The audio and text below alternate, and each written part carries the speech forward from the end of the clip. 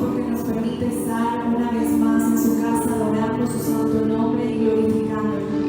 Vamos a orar y vamos a agradecerle al Señor por todo lo bueno que ha sido en nuestra vida. Dios Todopoderoso, te damos gracias, Señor, por tu misericordia. Gracias, Señor, por tu bondad en nuestra vida. Porque podemos sentir, Señor, tu fortaleza, porque tú nos renuevas, oh Señor. Te glorificamos y te exaltamos, poderoso Dios. Entramos hoy, Señor, en tu presencia, para que seas tú, Señor, quien nos abrace, para que seas tú quien nos consuele, Señor. Entramos al lugar más alto, Señor, para buscar tu rostro. Te necesitamos, Señor. Consuela nuestra vida, llénanos de ti, Señor, en el nombre de Jesús. Entro al lugar más alto, a través del Cordero de Dios, y vengo tan solo a adorarte.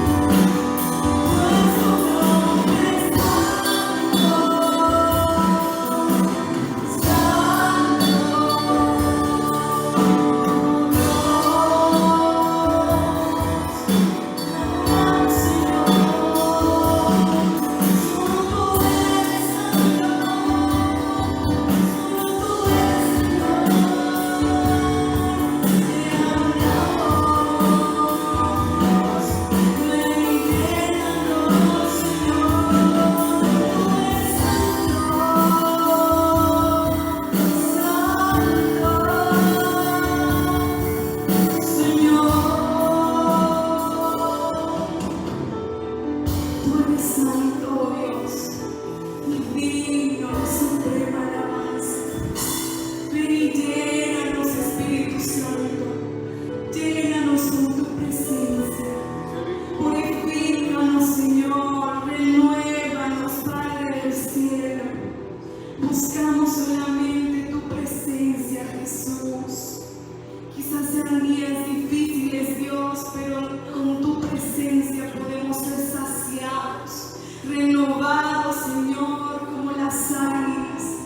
Porque tú eres santo, santo, santo, Señor. Elevamos un clamor ante tu presencia, Señor. Por ahí reconocemos que solo de ti viene nuestra fuerza, solo de ti viene el consuelo, Señor. Llénanos, Espíritu Santo. Ven, Espíritu Santo, ministra nuestra vida. Abrimos nuestro corazón a ti, Señor, en el nombre de Jesús.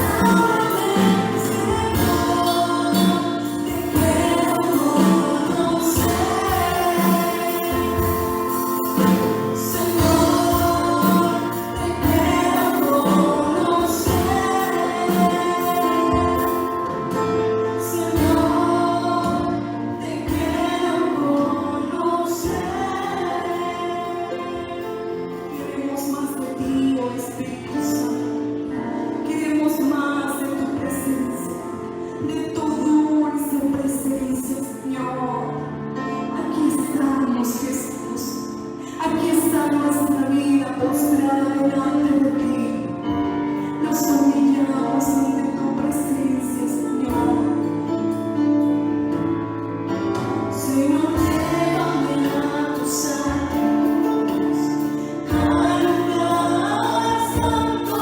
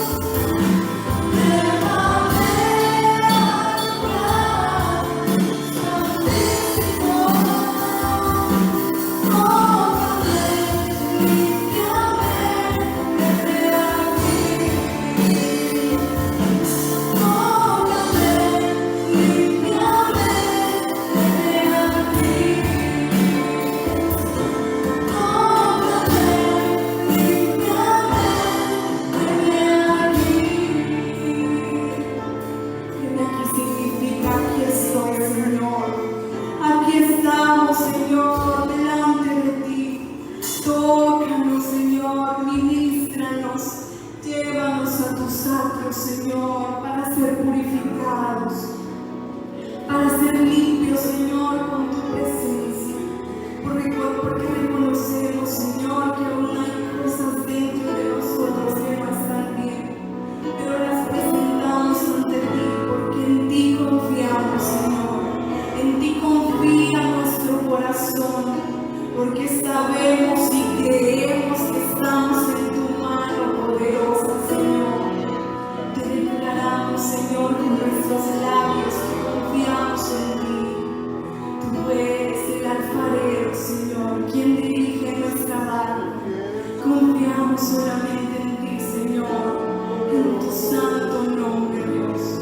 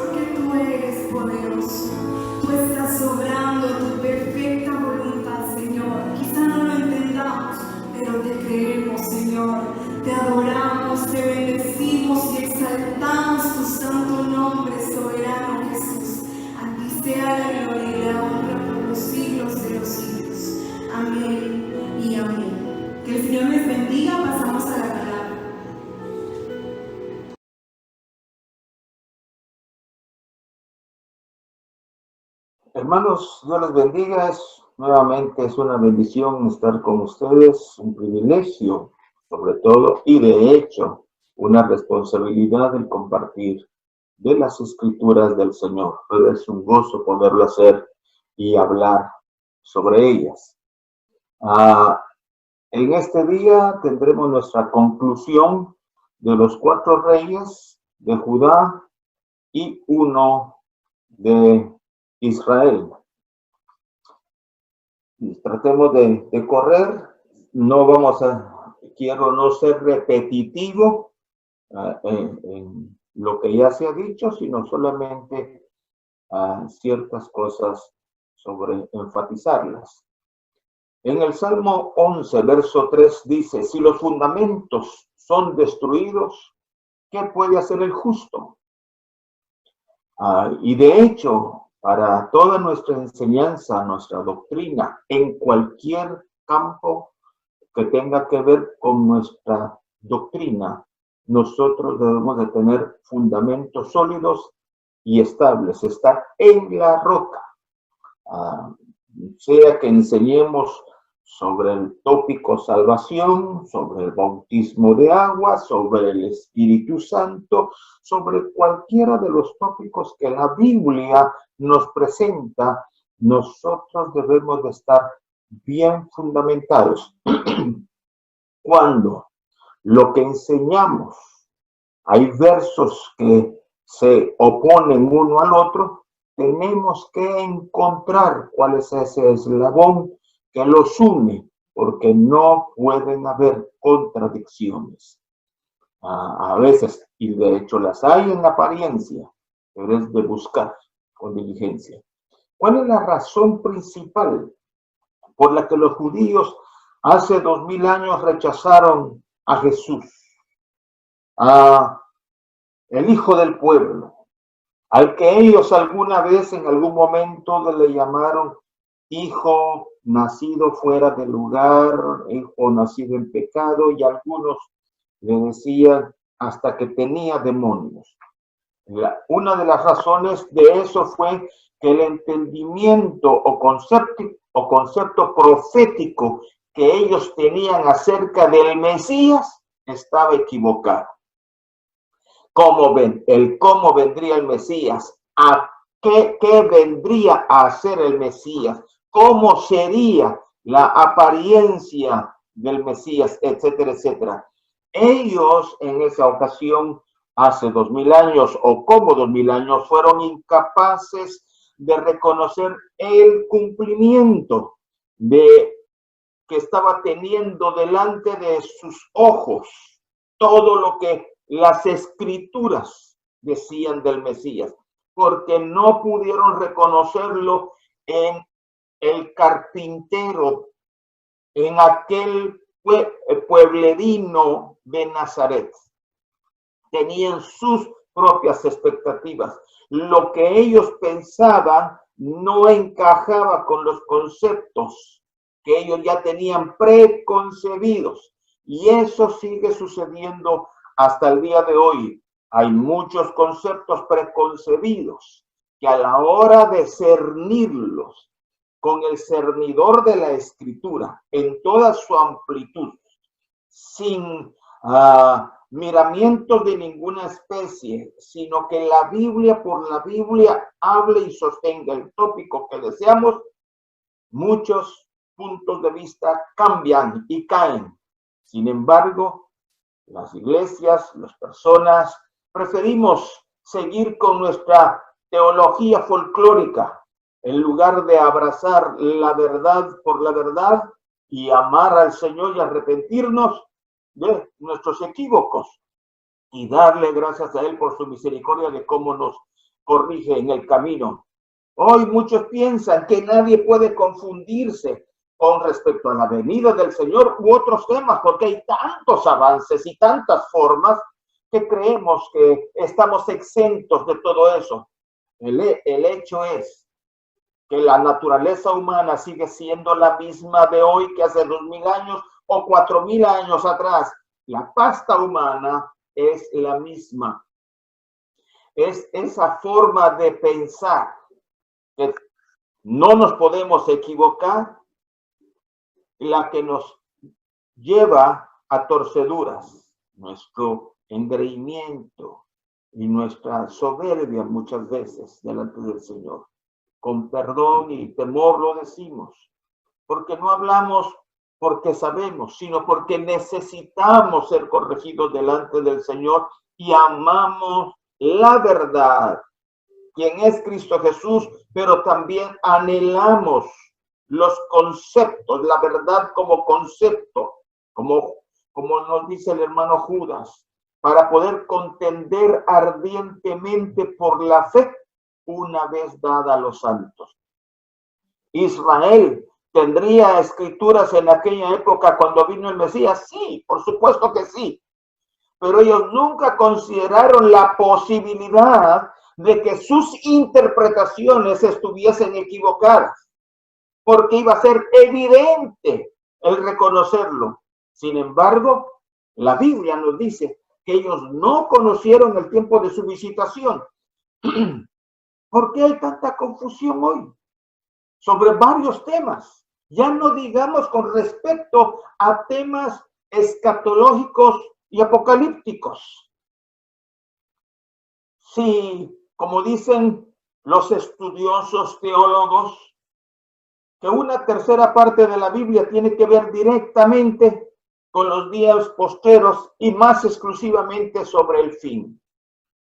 Si Dios tiene interés en hablarnos sobre lo que va a suceder en los posteros tiempos, que ya lo marcamos, y también en los días próximos a su venida, entonces nos ha escrito 3/4 partes de la Biblia, es el Antiguo Testamento. Y hoy mucha gente no quiere regresar al mensaje de los profetas y examinarlo y estudiarlo y darse cuenta que todo lo que está en el Nuevo Testamento, todo, sin excepción, todo, nos fue dicho en el Antiguo Testamento. Y ahí están los destellos y las bases y lo sólido que puede establecer nuestra doctrina. El diablo, el adversario, Satanás, él sabe muy bien eso. A él no le importa si nosotros edificamos una torre de 50, 20 o 100 o X pisos hacia arriba. A él lo que le importa es que nuestro fundamento esté mal puesto. Porque si el fundamento está mal puesto, sin importar cuántos niveles le construyamos a ese edificio va a caer tarde o temprano. ¿Cuál es nuestra responsabilidad? Nuestra responsabilidad es inquirir, como decía el hermano Pedro en el capítulo 1 de su epístola. Él dice, inquirir diligentemente, escudriñar, investigar si las cosas son así o no. Y es lo que queremos ver nosotros. Y lo que hemos tratado de hacer es solamente hablar de estos 4 reyes y el de Israel como un preámbulo, como un poquitito, una miseria para ver el campo, el área que duró estos años. Y solo en esos poquitos años, sin tomar en cuenta los más años que duraron estos reinados, etcétera, son 700, 800 años, solo con esos pocos, nosotros podemos darnos cuenta qué fue la preparación que hubo para que tanto Israel como Judá fuesen llevados al exilio, para que ellos pagaran el precio de su desobediencia. En este ámbito de estos reyes se nos muestra ese asunto. ¿Qué principio podemos nosotros establecer de todo esto? Es que si no estamos dispuestos a poner a un lado nuestras ideas preconcebidas y nuestras doctrinas, a veces bien enraizadas, pero sin fundamento, entonces, con todo el debido respeto, no somos candidatos para recibir su verdad, porque no demostramos un amor por su verdad. Como dijo el predicador de antaño, Andrew Murray, nada sustituye la vida de obediencia. Necesitamos obedecer aquello que el Señor dice. Así que mencionemos en una forma rápida el asunto de estos 4 reyes, en forma clara. Porque el Señor, como nos diría el profeta Isaías, el Señor es quien declara el fin desde el principio, según Isaías 46, verso 10, y desde la antigüedad lo que no ha sido hecho. Yo digo, mi propósito será establecido y todo lo que quiero realizaré. En el capítulo 44 y verso 6 dice, Así dice el Señor, el Rey de Israel y su Redentor, el Señor de los ejércitos. Yo soy el primero y yo soy el último. Y fuera de mí no hay Dios. Juan, el discípulo del amor, hace eco de esas palabras en el libro de Apocalipsis, capítulo 1 y verso 8, y nos dice, el Señor dice que Él es el alfa y omega, el principio y el fin, como hemos dicho varias veces. No dice la Escritura que Él está en el principio y que Él está en el final, sino Él es el principio, Él es el final. O sea, sí, y quien es, está al principio, está en medio, está al final, porque Él es. Él no cambia, en Él no hay sombra de variación alguna. Pero hay algo excelente en esto, que el hombre más sabio que la Biblia registra, Salomón, nos dice, mejor es el final de un asunto que su comienzo. Y nosotros tenemos evidencia de eso. Cuando en las bodas de Caná, de Galilea, Jesús hace realidad ese concepto. Cuando el mayordomo dijo, has guardado el mejor vino para el final. Y en el final de los tiempos, previos a esa gran visitación de los cielos y del Señor, el vino será muchísimo, muchísimo mejor. Leo en Hechos 3, capítulo 19, capítulo 3 y verso 19 al 21. Así que arrepentíos y convertíos, para que sean borrados vuestros pecados, para que vengan de la presencia del Señor tiempos de refrigerio. Si queremos tiempos de refrigerio, debe de haber arrepentimiento. Parece que es una prédica que la hemos dejado solo para los, como le llaman algunos, los de afuera, para el pecador. Pero la iglesia del Señor necesita arrepentirse de nuestra condición y de no dar la medida y la talla que Él espera que estemos dando. Y sigue diciendo, y Él envía a Jesucristo que os fue antes anunciado. En los primeros capítulos dice, el mismo Jesús que se fue, así vendrá. De donde se fue, así vendrá. Y eso lo encontramos también en las Escrituras, en el contexto del rey Usías. Luego dice el verso 21, a quien de cierto es necesario, por ahora, que el cielo lo reciba. ¿Hasta cuándo? Hasta los tiempos de la restauración de todas las cosas. Tendríamos que estudiar cuáles son esas cosas que deben de ser restauradas, porque cuando eso sea así, entonces el Señor volverá.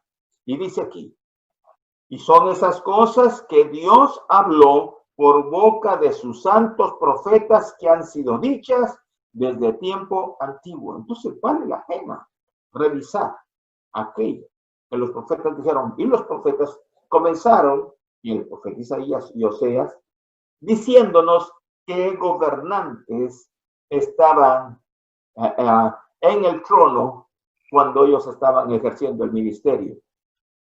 Si nosotros leemos esas historias, que solo a veces las dejamos como meras historias, nos daremos cuenta que ahí el Señor nos está marcando las etapas del camino que nosotros nos ha tocado que transitar por esta vida. Desde un punto de vista político, desde un punto de vista de la humanidad global, desde el punto de vista para la cristiandad. Y ya no digamos para Israel propiamente dicho. Nadie escribe en el vacío. Para poder escribir tiene que haber un trasfondo. Tiene que conocer de qué está hablando. Las circunstancias, tiene que estar enterado de las cosas. Y los hombres de Dios escribieron en su contexto cultural, histórico, geográfico, etcétera, etcétera. Y además, inspirados por el Espíritu, velando por la exactitud de aquello que estaban narrando. Si esto no es así, entonces lo que tenemos en las escrituras es ficción. Es un libro de caricaturas de niños, y entonces no le prestemos atención. Pero si es lo que dice ser la palabra del Señor, y ahí está lo que Dios ha estado cumpliendo a través de la historia de la humanidad, entonces bien vale la pena que a los tramos que hacen falta por recorrer les prestemos atención. Así que solamente mencionemos algunas cositas. El rey Usías, ¿qué podemos decir de él? Él es un restaurador, restaura muchísimas cosas. El tópico fundamental es, él es un restaurador. En los tiempos del fin se ha hablado mucho de los ministerios de restauración y Dios está levantando hombres así, pero se están quedando con la gloria que solo a Dios le corresponde. Así que a Usías no se le recuerda como el restaurador, sino como el hombre leproso, porque usurpó funciones a las cuales Dios no lo había llamado y él las sabía muy bien, pero abusó de su posición de autoridad. Hace muchos años escuché a quien fue mi pastor decir, estoy hablando de hace más de 40 años, él dijo, cuando ustedes vean que viene la fiebre de apostolitis, entonces desen cuenta que ya hemos empezado a recorrer tiempos muy cercanos al fin. Y hoy ya eso ya cae de su peso. Por todos lados, por todas partes, hay esa fiebre de apostolitis aguda.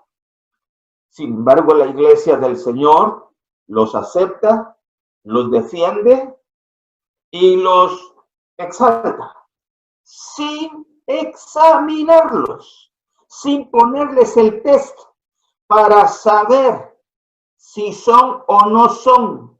¿Cómo sabemos que lo podemos hacer? La iglesia de Éfeso, según el relato de Juan, en el Apocalipsis dice que la iglesia de Éfeso has probado a los que se dicen ser apóstoles y no lo son. Eso nos muestra que la Biblia sí tiene una forma de examinarlos y saber si son o no son de los cielos. No importa el rango, no importa la cantidad de gente, no importa lo que sea, lo que importa es, ¿pasan el examen, sí o no? La otra cosa que recordamos del rey Usías es que en su época hubo un terremoto, pero también en su época hubo un hombre que cuando el rey murió alzó los ojos a los cielos y Dios lo tomó como su instrumento, como su predicador, y de hecho es lo que le han dado en llamar el profeta del evangelio completo, porque él en sus escritos, como los tenemos ahora numerados, tenemos 66 libros. Y si usted hace un estudio exhaustivo de Isaías, es el profeta, usted se va a dar cuenta que cada capítulo corresponde a cada libro de la Biblia. Es increíble, fascinante. Cada capítulo de la Biblia corresponde a cada libro de la Biblia. Cada capítulo de Isaías 66. En esos días se nos presenta del terremoto y el profeta Zacarías nos dice que el terremoto que hubo en los días del rey Usías será semejante al que va a haber cuando el Señor ponga nuevamente sus pies en el monte de los olivos. La Biblia lo registra en el libro de Zacarías, capítulo 14, versos 4 y 5. Con respecto a Jotán, que hemos de enfatizar de él, la médula de tantas cosas que pudimos ver y no las vimos todas, solo fueron cosas básicas o superficiales, si usted quiere, para decir que fueron suavecitas, para no profundizar tanto en su vida por el tiempo. Él, su énfasis fue que edificó la puerta más alta, y según Isaías, capítulo 60, verso 18, eso tiene que ver con la alabanza. Usted se da cuenta que ese tema debemos de estudiarlo, pero en una forma desapasionada, conforme como la Biblia lo enfoca. no con los argumentos de defensa que hoy se presentan para apadrinar nuestros gustos, deseos y nuestra forma de ver la vida. El Señor es quien lo ha establecido y Él tiene su método, Él tiene sus gustos y es a Él a quien queremos agradar. El otro rey, Acaz, es el rey perverso de los 4 que hemos visto, el más perverso. Y de todo Judá es uno de los 2 perversos, el otro fue Manasés. Él mandó cambiar el altar del holocausto para poner el altar que copió de Damasco, sustituyendo el sacrificio continuo para traer y poner ahí un sacrificio que traería abominación delante del Señor y que causaría desolación. Cuando nuestra adoración no es como corresponde, hay desolación. En ese periodo de tiempo de Acaz, siendo tan perverso, hubo la profecía más bella de la historia. Y es que la Virgen daría a luz un hijo y se llamaría Emmanuel. Eso es lo que Pablo presenta de alguna forma en Romanos 5, donde nos dice que donde abunda el pecado, sobreabunda la gracia. Y en esa época tan negra de Acaz, fue la promesa más linda de la historia. Luz resplandeció, se le profetizó que habría un Emmanuel. Es igual que hoy. Muchos hablan en términos escatológicos o proféticos sobre los días de Noé, y como los días de Noé, violencia, etcétera, etcétera, y los días de Noé, pero se olvidan que el profeta Isaías en el capítulo 54 menciona la mismísima frase, como en los días de Noé, y Isaías lo menciona en el contexto de que aún en esos días hubo misericordia manifestada. Y eso es lo que tenemos que también aprender a ver. Que sí es cierto, como en los días de Noé, hubo tanta negrura, tanta corrupción, tantas tinieblas. Pero en medio de eso hay hoy también una puerta abierta para que el que desee escapar pueda escapar. De lo contrario, la ira del Señor será derramada sobre el mundo pecador y rebelde. El otro rey, Ezequías, es el rey quien desde el principio de su reinado empieza con la limpieza. Limpieza en el templo, restitución del sacerdocio o restablecimiento, llamándolos de vuelta a que vengan al servir al Señor. También la celebración de la Pascua, invitando a las tribus que ya habían sido llevadas al cautiverio, las de Israel. Y él también nos habla de cómo el asirio, el gran enemigo, fue derrotado. Y la muestra de cómo él lo alcanzó era porque buscaba al Señor, enderezó su corazón delante de él con alabanza y adoración, y por la unción el enemigo fue derrotado. Eso, alabanza, adoración que trae unción. Póngale usted hoy todo ese contexto en el Nuevo Testamento y lo va a encontrar de la misma manera. Pero necesitamos hacerlo en el orden que Dios lo ha establecido. Hermanos, tomémonos el tiempo para examinar. ¿Por qué damos por sentado que lo que yo canto, que lo que yo hago, ya está bien? A lo mejor no. Yo soy de la opinión, como le dije, Dios ha querido hablar tan claramente que quiere botar tanto ritualismo durante estos tiempos. Y lo ha hecho. Ojalá que al volver, como es el anhelo de muchos, volver, yo sí quiero volver, pero no porque no tengo un altar, sino quiero volver por el compañerismo con los santos. Pero para encontrar al Señor tenemos que tener nuestro propio altar. Porque si la voz y la presencia del Señor dependiera de la comunidad, pobrecito Abraham no la tenía. Pobrecito tantos otros hombres. Pero ellos aprendieron a conocer a Dios en su vida privada y devocional. Y luego tuvieron su Hebrón, su compañerismo. Esto nos enseña Ezequías. En este periodo de los reyes, como curiosa, con estos que volvimos, era un punto repetitivo, como me gusta decirlo. Cuando Dios enfatiza una palabra, ya no digamos frases o temas, en algunas áreas de las escrituras, o en el capítulo, o en el versículo, como cuando se dice el otro 3 veces justo en un mismo verso, cuando se habla de los impíos en uno de los versos de Judas, 3, 4 veces en el mismo verso, es porque Dios nos está diciendo, nos quiere decir algo tan claro y nos dice, pónganle atención a eso. Por eso, hoy, uno de los temas más trastocados es el de la alabanza y adoración. Sin embargo, todos damos por sentado que lo que sabemos. Y muchas veces yo tengo la impresión que lo que sabemos no lo sabemos como deberíamos de saberlo, así como se ha dicho. Ahora veamos un panorama general para cerrar estos reyes, el panorama general. Este año, el 14 de febrero del 2020, la revista Newsweek tiene en su portada un título que dice, este brote, refiriéndose al coronavirus, este brote es una llamada de atención. Aparece la figura que se ha puesto del COVID-19.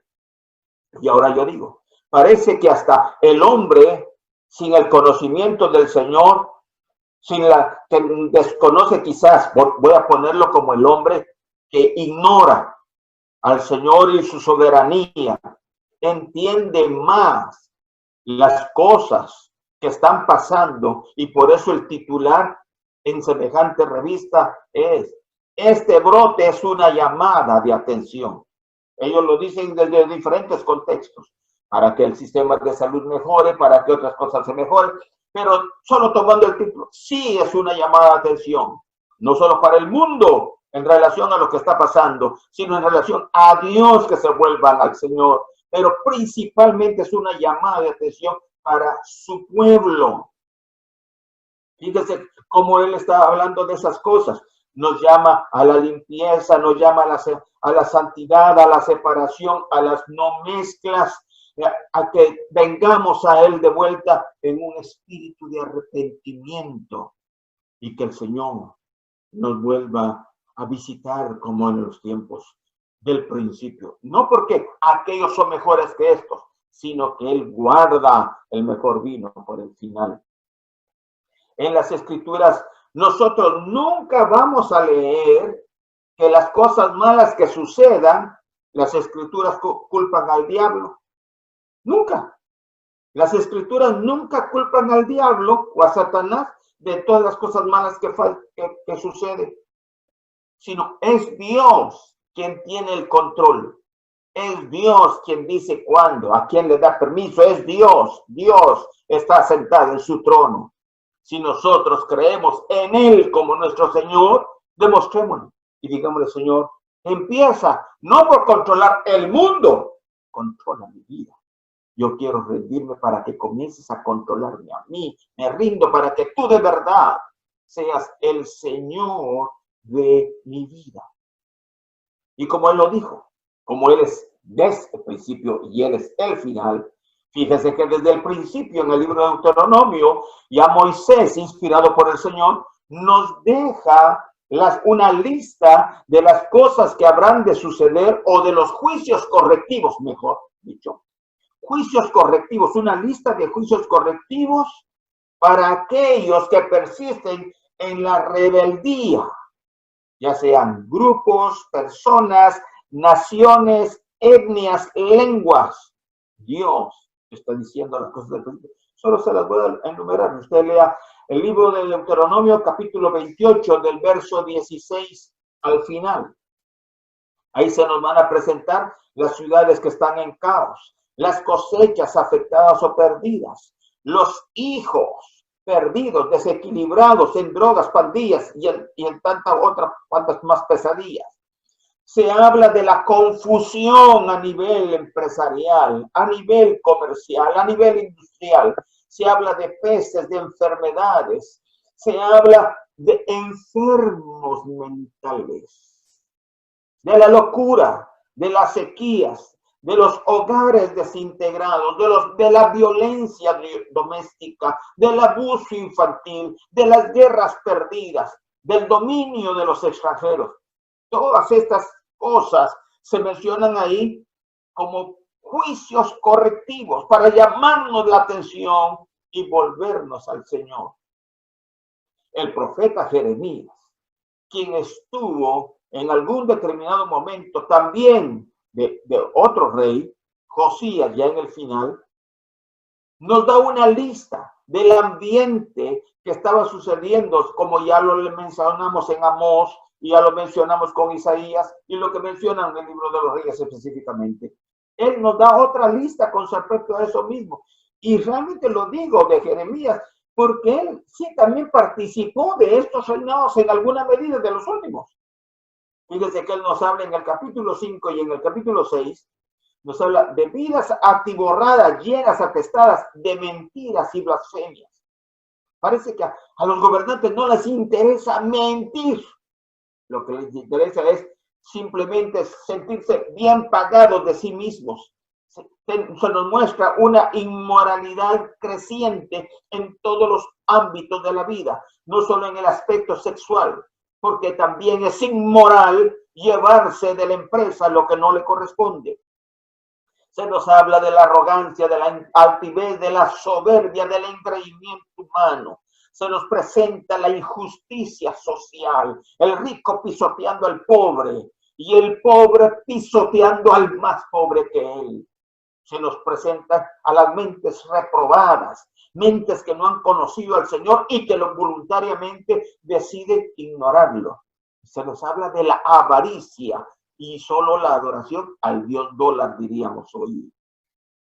Fíjese el resumen que hace el profeta Jeremías en esos capítulos, y yo solo voy a sacar frases. Dice: endurecieron sus rostros más que la piedra, tienen un corazón falso y rebelde, y ni aún saben tener vergüenza, como dice el hermano Juan en varias veces en Apocalipsis. Después de tanto juicio y de tantas cosas, agrega las frases: y ni aún así se arrepintieron. La dureza del hombre no es contra las cosas, ni contra otros hombres, sino la dureza del corazón del hombre es específicamente y más fuerte contra Dios. Por eso Dios derramará su ira sobre los rebeldes. Pablo, el perito arquitecto de la iglesia, también lo presenta en la epístola a los Romanos, en el capítulo 1. Él habla allí y nos dice que esas cosas han quedado para que la ira, el castigo de Dios caiga sobre toda impiedad e injusticia. ¿Impiedad? Sí, solo para mencionar algo que ya se ha vuelto muy popular. Han sacado a Dios de las escuelas. Antes de alguna forma se permitía leer o medio llegar a compartir alguna clase del evangelio. Ahora, nada. Es más, se promulga porque no se hable nada en absoluto de Dios. Que hablemos de la injusticia. ¿Hará más injusticia que matar al que no puede decidir? Porque la mujer se considera que ella tiene más derecho que aquel ser que ya está dentro de ella. Según un informe sobre los derechos y la salud reproductivos de la ONU, anualmente se practican alrededor de 45 millones de abortos en el mundo, más de 85 abortos por minuto.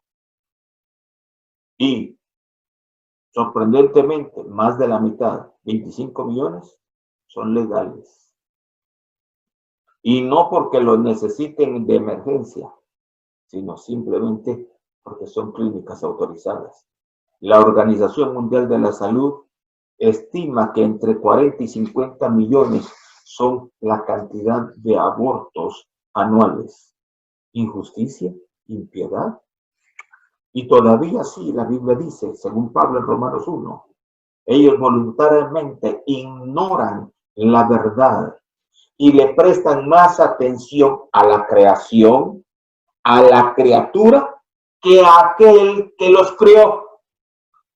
Se han olvidado del Creador, adorando a la creación y adorando a la criatura. Debido a este cambio de valores, las Escrituras nos dicen en ese capítulo de Romanos, del verso 18 al final, en 3 ocasiones, el énfasis, 3 ocasiones, Dios los entregó a una mente reprobada. Dios los entrega a condiciones y pasiones vergonzosas. Dios los entrega a perversiones sexuales. No es el diablo, no es la consecuencia de su pecado solamente, es Dios. Los está entregando a esas depravaciones porque han ignorado a Dios, adorando antes a la criatura que al Creador. Y lo han hecho voluntaria y desafiantemente delante de Él. Por si fuera poco, todas estas clases de desviaciones, ¿sabe usted que muchos líderes cristianos, aquellos que en alguna vez y en algún tiempo en sus vidas predicaban verdades y las defendieron con todo fervor, hoy se avergüenzan de hablar de la santidad?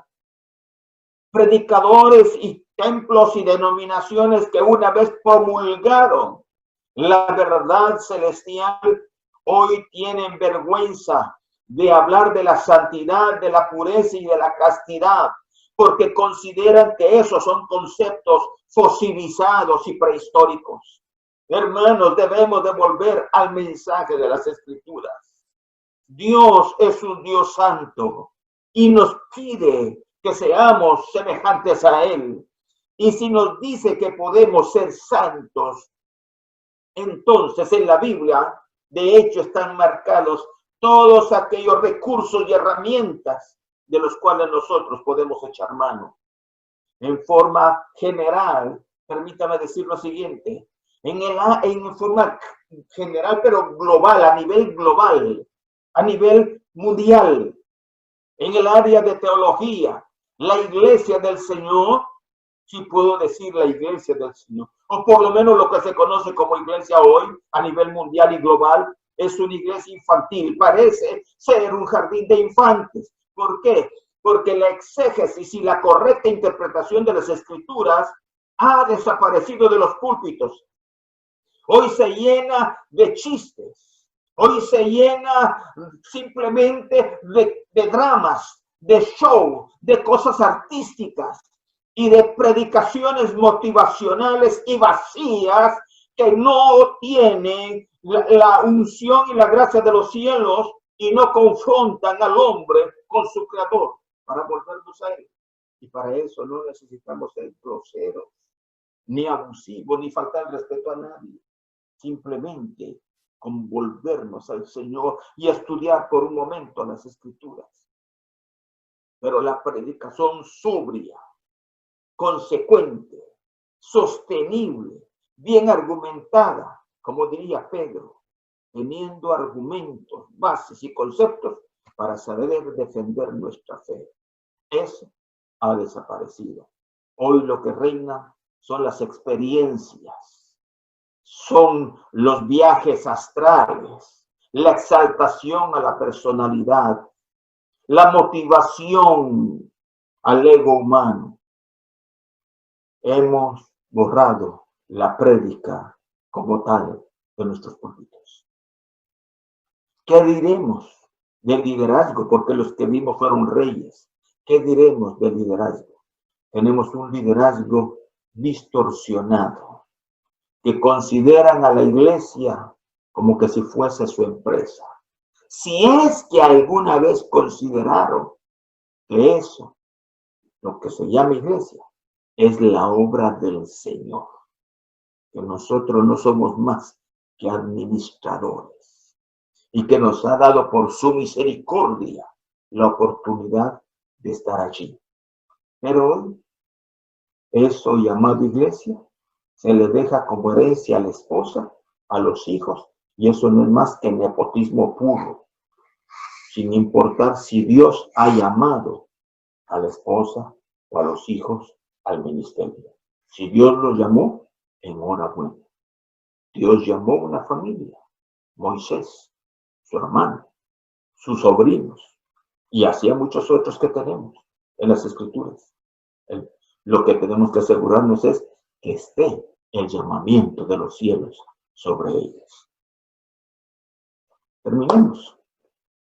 El libro de los Reyes, porque hablamos de 4, de 1, hablamos de 5. Son 40 y algo sumando a los de Israel y los de Judá. Son más de 40. Pero tomemos el libro de los Reyes como se tomaba en la antigüedad, como un solo libro. En su forma global, el énfasis del libro es un Dios y su templo. La unidad, Dios el único y su templo. Dios debe de ser adorado, según lo presentan allí, de la manera que Dios dijo. Y si antes, en esa época, Dios no toleró la adoración que se hacía en los lugares altos, cosa que Él no había diseñado, cosa que Él no había establecido, no lo va a tolerar ahora tampoco.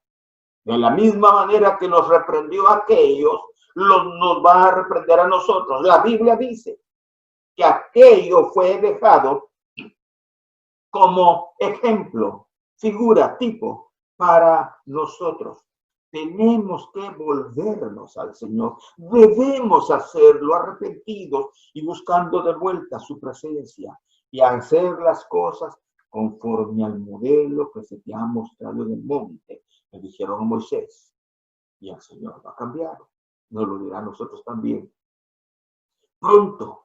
Muy pronto, sí. Esos santuarios a lo Dan, a lo Betel, que tienen otros sacrificios, que tienen otros sonidos, que tienen otro sacerdocio, pronto serán destruidos, dejados atrás, porque Dios viene por su pueblo, ese remanente fiel, que en medio de la peste se ha mantenido fiel delante de él. A nivel mundial, ¿qué podemos decir? A nivel de humanidad, del ser humano como tal, no separando al cristiano, sino al nivel humano como tal. El libro de los Reyes nos enseña que para Dios la cosa que realmente importa es si los gobernantes y el pueblo se conducen según sus preceptos y según lo que Él está diciendo. Las Escrituras nos dicen que los hombres amaron más las tinieblas que la luz. Sucedió antes, sigue sucediendo hoy. Gobernantes que no quieren tener a Dios en su noticia y otros que voluntariamente lo ignoran y van en contra de sus preceptos. Y el pueblo les aplaude y aún los vitorea y va detrás de ellos. En términos de salvación, o en términos de conducta cristiana, o en términos de pueblo cristiano, recordémonos que los libros estos giraban todo en torno al templo. Miremos esta secuencia. Salomón construye el templo y lo dedica al Señor, y su gloria desciende. Años más tarde fue olvidado. Asa, uno de sus descendientes de David, hace la primera reparación y reforma. Tiempo después, Joás hace la segunda reparación y reforma. Años después, Ezequías, no tenemos tiempo para ver eso, por eso solo fue una introducción, un preámbulo. Ezequías hace la tercera reparación y reforma. Después, Josías hace la cuarta reparación y reforma. Y al final tenemos a Sedequías, solo viendo la destrucción, cómo llega la destrucción al templo. En cada reparación y reforma se deben notar los aspectos particulares para darnos cada vez, porque ahí cada vez nos dan la progresión de cómo esto se iba afectando. Porque eso nos muestra cómo el pueblo se fue separando de Dios y la clase sacerdotal de igual manera. Pero las reformas y las reparaciones que hizo Ezequías fueron tan importantes porque le dieron al pueblo la oportunidad de volverse al Señor. Las escrituras nos lo dicen en Génesis desde el principio. Entonces el Señor dijo, no contenderá para siempre el espíritu del Señor con el hombre, porque ciertamente Él es carne. Serán sus días, pues, 120 años. El corazón del hombre se llenó de tanta maldad y perversión. El pecado ya estaba enraizado. En esa oportunidad con Ezequías, casi fue la última. Aunque vino la otra, con Josías. Pero ya la maldad estaba enraizada en el corazón del pueblo. El pueblo no se volvió de corazón a Jehová, según lo certifica Jeremías. Hubo avivamiento externo. Hubo mucha algarabía externo. Todo era emoción y externo, según el libro de Jeremías lo presenta. Pero ya no hubo una reforma que cautivara el corazón e hiciera volverse al pueblo realmente. Pero en medio de todo esto, Dios siempre tiene un pueblo fiel que le espera. Hemos de volvernos al Señor. Hermanos, tomemos lo que la Escritura nos dice, ¿ya? Que las cosas creadas, a través de toda la creación, Dios nos muestra las cosas que Él quiere revelarnos, lo que Él quiere para nosotros. Lo natural es figura de lo espiritual. Y en ese contexto, déjeme mencionar las cosas que hoy se mencionan y terminamos. Dios nos llama a un tiempo de limpieza. ¿Acaso no se habla de lavarse continuamente las manos? Sí, casualmente es eso, porque la Biblia nos dice, levantemos manos limpias, sin ira ni contienda, y que nuestras acciones, nuestro quehacer, sea sin doble intención, sino con sinceridad delante del Señor, bendiciendo a los demás. El Señor nos llama a una separación. ¿Acaso no se nos dice tanto sobre el distanciamiento social? Sí. Eso quiere decir que debemos de cuidarnos con quién nos unimos. Recuérdese que Josafat, otro de los reyes, permitió la mezcla y como consecuencia de eso, Atalía casi hizo desaparecer la simiente de David. Cuidémonos de tener alianzas no santas. Lo natural es figura de lo espiritual. Dios nos llama a cuidar nuestra boca. A un hermano en una forma muy jocosa dijo, parece que ahora los seres humanos son los que llaman bozal. Santiago nos dice en el capítulo 3 y verso 2, porque todos tropezamos de muchas maneras. Si alguno no tropieza en lo que dice, boca, lo que habla, es su nombre perfecto. Y Dios nos llama a que seamos eso, perfectos, capaz de refrenar todo su cuerpo. Proverbios 13 y verso 3 dice, el que refrena su lengua protege su vida, pero el que habla y habla y habla, su propia ruina está buscando. Lo natural es figura del espiritual, lo dijo Pablo en el capítulo 1 de Romanos y verso 20. Conclusión, cerremos. Volvámonos al Señor, volvámonos a la fuente, Él es la fuente. Volvámonos en arrepentimiento delante del Señor, quien es el autor y consumador de nuestra fe. Él nos está llamando a que hagamos todas las cosas conforme al modelo que nos ha sido mostrado en las Escrituras. Lo que Dios dijo y ha dicho se ha venido cumpliendo en una forma maravillosa. Se cumplieron todas las profecías en Jesús al estudiarlas. El margen de error era de millones, pero no hubo error. Jesús las cumplió todas. Si Jesús no faltó a la cita del dolor, como decía nuestro pastor hace mucho tiempo, mucho menos faltará a la cita del honor. Si Él vino en una burrita para ir después a la cruz, con toda seguridad, Él vendrá en su caballo de honor para reinar con gloria y ser coronado como el Rey de Reyes y Señor de Señores. A Él sea la gloria y la honra por siempre. Señor, gracias por tu misericordia. Gracias, Señor, porque con amor eterno nos has amado y con cuerdas de amor nos llamas para que volvamos a ti con un corazón arrepentido, para que busquemos y anhelemos la verdad tal y como tú la has expresado y quieres que nosotros la abracemos y nos acerquemos a ella. Señor, ayúdanos. Atráenos, como dice el Cantar de los Cantares, y en pos de ti correremos. Que ese sea el anhelo de nuestro corazón. Amén. Amén. Dios les bendiga.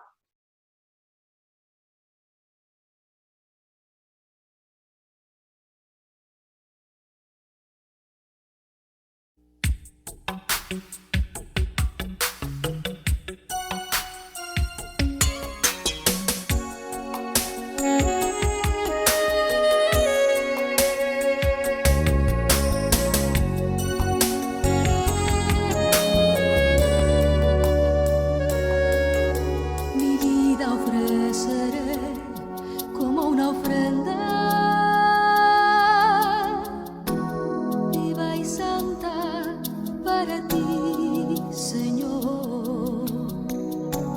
Mira la intención que traigo hoy, pues quiero conquistar tu corazón.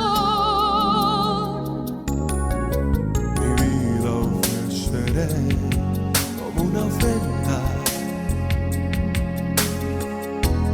viva y santa para ti, Señor. Mira la intención que traigo hoy, pues quiero conquistar tu corazón. Mi vida daré a ti, mi corazón ofreceré a ti, Seré a ti, mis ilusiones las entrego muy a ti, todo mi ser lo rindo para ti. Mi vida daré a ti, mi corazón ofreceré a ti,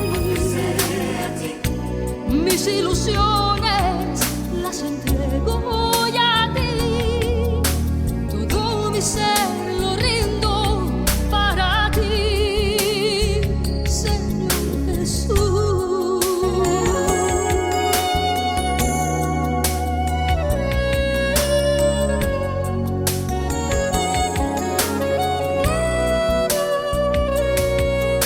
Mi vida ofreceré como una ofrenda viva y santa para ti, Señor.